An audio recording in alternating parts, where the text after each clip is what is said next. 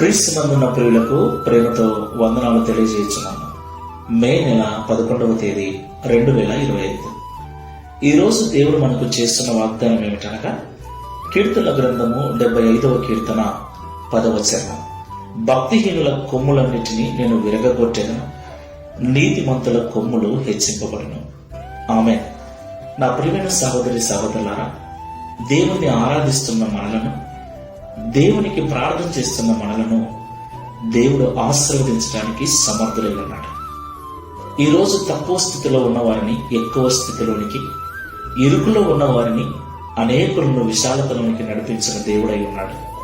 దేవునికి మహిమ కలుగుగాక. అయితే మనలో చాలా మంది స్థిరపరచబడిన తర్వాత, ప్రార్థనలకు జవాబు పొందుకున్న తర్వాత దేవుని మీద ఉన్న భక్తిని విడిచిపెట్టి దేవునికి దూరం అయిపోతున్నారు, భక్తిహీనులుగా మారుతున్నారు.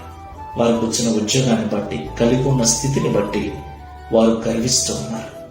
నా ప్రియులారా, ప్రభు అంటున్నాడు, ఎవరైతే వారి స్థితిని బట్టి గర్విస్తూ, అతిశయిస్తూ భక్తిహీనులుగా మారి ఉన్నారో, వారి గర్వానికి, అతిశయానికి కారణమైన కొమ్ములన్నిటినీ విరగొట్టేస్తాను అంటున్నాడు. అవును ప్రియులారా, మనం ఏ స్థితిలో ఉన్న దేవుణ్ణి ఎప్పుడు మర్చిపోకూడదు. దేవుని మీద మనకున్న భక్తి మరింత పెరగాలి, కానీ ఎప్పుడూ తరిగిపోకూడదు. ఈ మాటలుంటున్న ప్రియ సహోదరి సహోదరుడా, ఎలా ఉంది నీ స్థితి?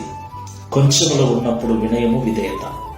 ఇప్పుడు ఉన్నతమైన స్థితిలో, విశాలతలోనికి వెళ్ళిన తర్వాత వినయము లోపించింది కదా, ప్రార్థనా జీవితము తగ్గిపోయింది కదా, దేవుని సన్నిధికి ఆసక్తిగా వెళ్ళలేకపోతున్నావు కదా. అది నీ స్థితిని బట్టేమో, నువ్వు కలిగి ఉన్నటువంటి ఉద్యోగాన్ని బట్టేమో. జాగ్రత్త.